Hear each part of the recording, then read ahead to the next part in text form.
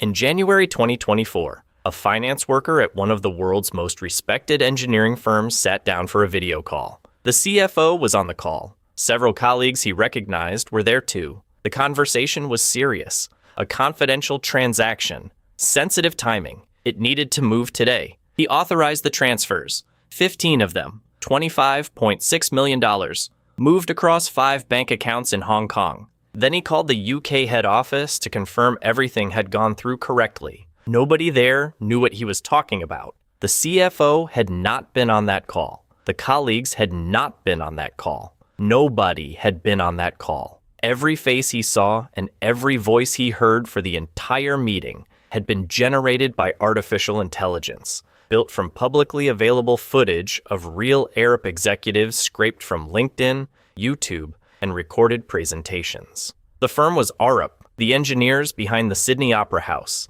18,000 employees, 34 offices worldwide, one of the most recognized names in global architecture and design. They lost $25.6 million in a single afternoon. The money has never been recovered, and here is the detail that most people miss when they hear this story. The finance worker was not careless. He was not distracted. He was not having a bad day. He was doing his job exactly as a competent, diligent professional would do it. He even had doubts at the beginning. He had received a suspicious email beforehand and questioned whether it was legitimate. Those doubts disappeared the moment he joined the video call and saw familiar faces and heard familiar voices. His instinct said, "This is real."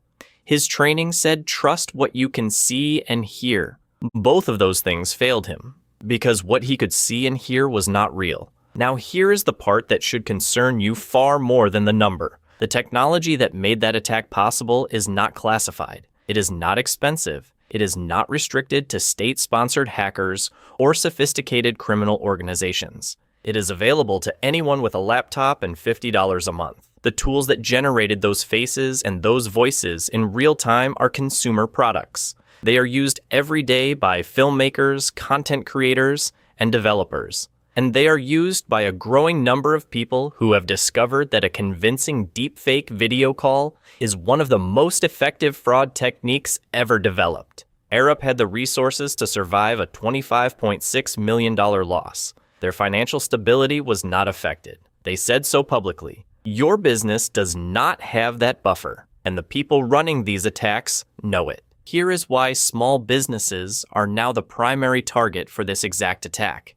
Large corporations have started to adapt. They have IT security teams, fraud detection systems, verification protocols, and incident response plans. Some have already implemented internal code words and multi-step authorization requirements specifically because of what happened to Arup. Small businesses have almost none of that. What a small business typically has is one person, sometimes the owner, sometimes an office manager, who handles payments, approves transfers, and communicates directly with leadership. That person trusts the people they work with. They respond quickly when someone senior asks them to act. They do not question a video call with their boss's face and their boss's voice. That instinct, which makes someone a good employee, is exactly what this attack is engineered to exploit. The attack does not need to steal $25 million from your business to be devastating. It needs 3,000 pounds, 8,000 pounds, 15,000 pounds, an amount that looks plausible for your business, moved quickly before anyone notices. That is the version being run against small businesses right now, every day, using the same technology, the same psychological triggers, and the same outcome. Money gone, no recovery, and it is not just video calls. In 2019, the CEO of a UK energy company received a phone call from what he believed was his parent company's chief executive in Germany. The voice was familiar. The accent was right. The request was urgent. Transfer 220,000 euros to a Hungarian supplier within the hour. He made the transfer. The voice had been cloned using AI. The call had come from a criminal operation. The money moved immediately through a series of accounts and was never recovered. That was 2019. The technology has improved by an order of magnitude since then. What required significant technical expertise and resources 5 years ago now requires a free account and 3 seconds of audio scraped from a voicemail greeting. Today, the same attack can be run by anyone against any business at any scale. Voice cloning tools advertise themselves openly. Some are designed specifically for business use. The criminals using them for fraud are a small fraction of the users, but that fraction is growing, and they are getting better at it every month. So how does it actually work when it targets a business like yours? The attacker starts with your public presence, your website, your LinkedIn, your social media. If you or anyone on your team has ever appeared in a video, a recorded webinar, a YouTube interview, a company social post, even a short clip on Instagram, that footage is enough. Modern voice cloning tools need less than 3 seconds of audio to generate a convincing replica of someone's voice. Deepfake video tools can map a face onto a live feed in real time,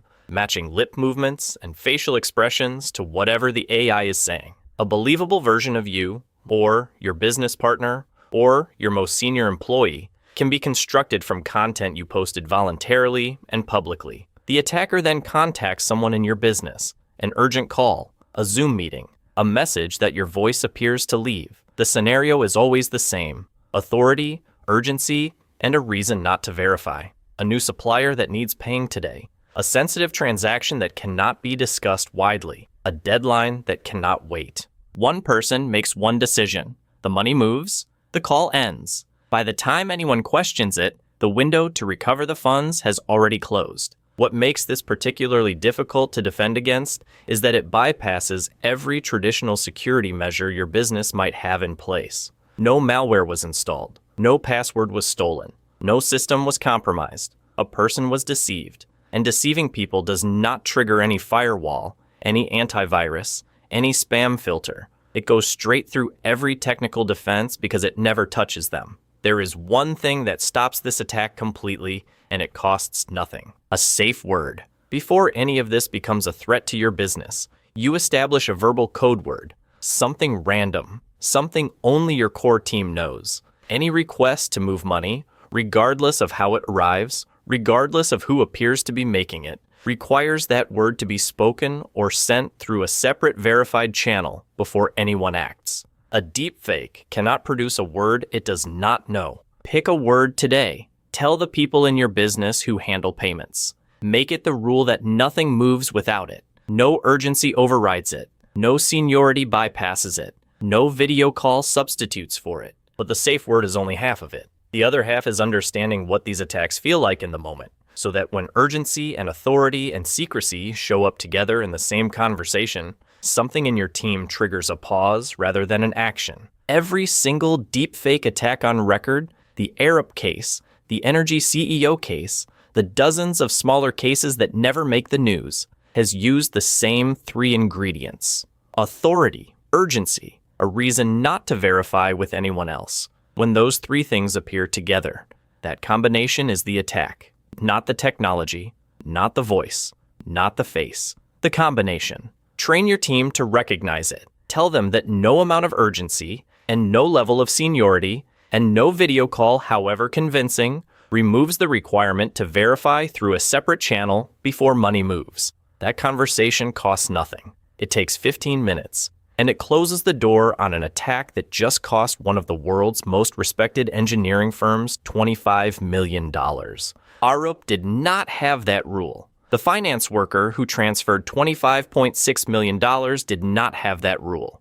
You can have it in place before you finish watching this video. The technology is getting better every month. The attacks are getting cheaper every month. The only thing standing between your business and a call that looks exactly like your business partner asking you to move money is a word that nobody else knows, and a team that knows to ask for it.